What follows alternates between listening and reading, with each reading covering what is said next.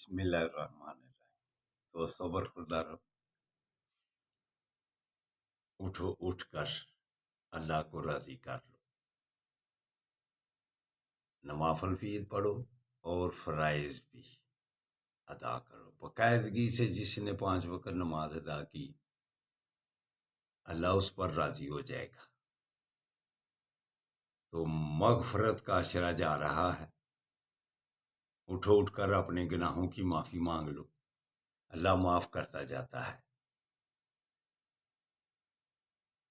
تو اٹھو، سستی چھوڑ دو، نوافل دیکھو پڑھنے سے فرائض کا ثواب ملتا ہے، اور فرائض کی ادائیگی 70 گنا زیادہ ہو جاتی ہے رمضان میں۔ تو ہم اگر نوافل میں سستی کریں تو پھر ہماری نیکی حاصل کرنے والی روٹین میں کمی آئی جی۔ تو اللہ کی رحمتیں برکتیں اگر حاصل کرنی ہے تو پھر اٹھ کر نوافل کی کثرت کرو، اللہ کے ناموں کا ورد کرو۔ نماز کے بعد جب آپ یا اللہ کی تسبیح کرتے ہیں دل باطن روشن ہوتا ہے۔ ہو واللہ الرحیم کی تسبیح پڑھیں گے تو انشاءاللہ تعالی آپ کا ہر کام خوش سلوبی سے انجام پائے گا۔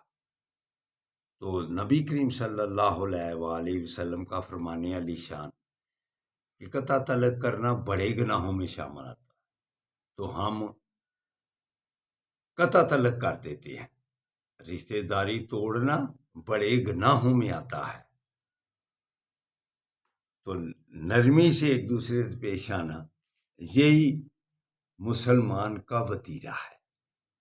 تو علامہ اقبال بھی کیا خوب اشعار فرماتے ہیں، دیار عشق میں اپنا مقام پیدا کر، نئے صبح و شام پیدا کر، خدا اگر تجھے فطرت دل فطرت شناس دے،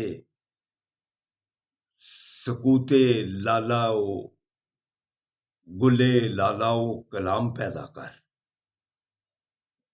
دوستو برخوردارو، اٹھو اٹھ کر اللہ کو راضی کر لو اور اپنے ناراض مسلمان بہن بھائیوں کو بھی راضی کر لو۔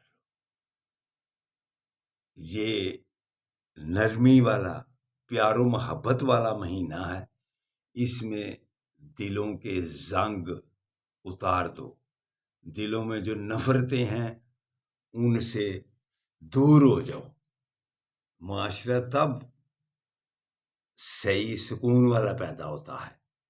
اگر معاشرہ صحیح سکون والا پیدا کرنا ہے، صحت والا پیدا کرنا ہے، تو مسجدوں کو آباد کرو، پارکوں کو آباد کرو۔